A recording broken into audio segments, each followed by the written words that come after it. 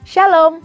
Tahukah saudara bahwa ada sebuah survei mengejutkan yang dilakukan Direktur Riset dari Cultural Research Center di Arizona Christian University pada tahun 2022, yaitu rata-rata hanya 37% hamba Tuhan di gereja Amerika Serikat yang memiliki pandangan Alkitabiah di dalam hidupnya. Dan jika demikian, entah hanya berapakah persentase jemaat suatu gereja lokal yang sungguh-sungguh hidup sesuai dengan firman Tuhan. Salah satu cara yang dapat kita lakukan untuk bisa memiliki pandangan hidup secara Alkitabiah adalah dengan mengimplementasikan pengakuan iman dengan benar di dalam hidup kita. Itulah juga sebabnya Gereja Bethel Indonesia pun memiliki pengakuan iman GBI yang menjadi dasar pengajaran di dalam sinode ini.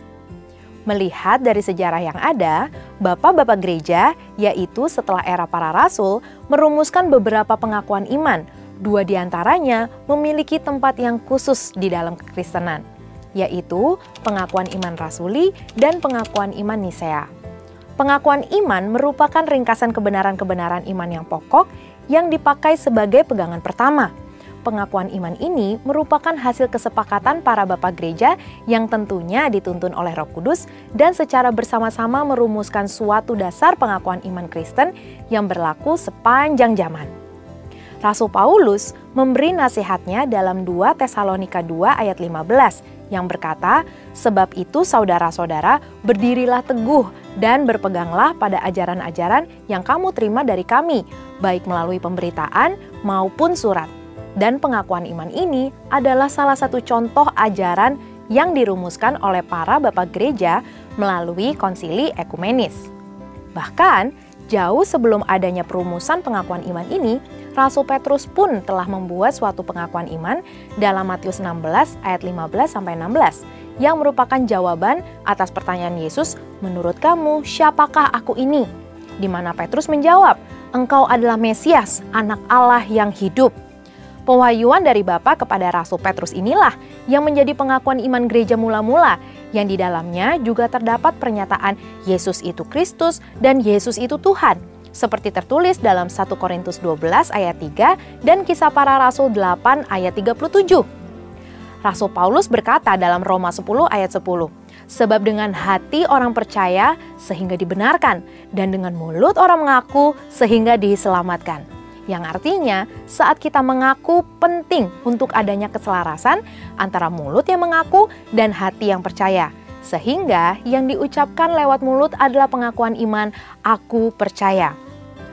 Dari sini, Tata Gereja GBI edisi 2021 menuliskan ketentuan seseorang mengucapkan pengakuan iman yang sungguh, yaitu diucapkan sebagai pernyataan iman kepada Tuhan, dinyatakan di hadapan manusia sekalipun dalam situasi sulit, dilakukan berdasarkan pilihan individual dan bukan karena paksaan, dan dilakukan dalam rangka memperdengarkan kesaksian Alkitab dan bukan membela pendapat siapapun. Jadi, secara sederhana, ada 3 konteks yang dapat kita pelajari sebagai jemaat gereja untuk memahami pentingnya pengakuan iman. Yang pertama, konteks pengajaran. Jemaat perlu diajar mengenai intisari kekristenan melalui pengakuan iman yang berisi pokok-pokok penting dan mendasar dari ajaran kekristenan, serta menjadi tulang punggung iman Kristen. Perlu dipahami bahwa pengakuan iman menyediakan pokok-pokok yang ringkas, penting, dan dapat dimengerti oleh jemaat dan bukan untuk menggantikan posisi Alkitab maupun doktrin suatu gereja. Yang kedua, konteks bahaya ajaran sesat. Ada 2 ajaran inti kekristenan yang sangat dipertahankan oleh bapak-bapak gereja, yaitu ajaran tentang Allah Tritunggal dan ajaran tentang 2 natur Kristus, yaitu bahwa Kristus adalah sungguh Allah dan sungguh manusia. Jika ada suatu ajaran yang menolak salah satunya, dapat dipastikan bahwa ajaran tersebut dapat dikategorikan sebagai ajaran non-Kristen. Pengakuan iman berfungsi menjadi tolak ukur untuk menilai apakah suatu ajaran tersebut benar atau tidak sesuai dengan ajaran Kristen. Dan yang ketiga, konteks kesatuan gereja. Kesatuan bukanlah keseragaman, namun kebenaran tidak boleh dikompromikan. Kesatuan yang sejati adalah kesatuan di dalam iman dan pengetahuan yang benar tentang anak Allah, seperti tertulis pada Efesus 4 ayat 13. Pengakuan iman membantu kita untuk berdiri teguh di atas firman Tuhan, bahwa untuk hal-hal mendasar kita harus bersatu, dan untuk hal-hal yang tidak mendasar kita bisa berbeda, dan dalam segala hal kita harus saling mengasihi. Pada intinya, pengakuan iman itu sangatlah penting.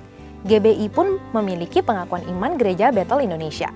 Saat pengakuan iman dipahami dan diimplementasikan dengan benar, maka seharusnya kita akan memiliki hidup yang selaras dengan firman Tuhan.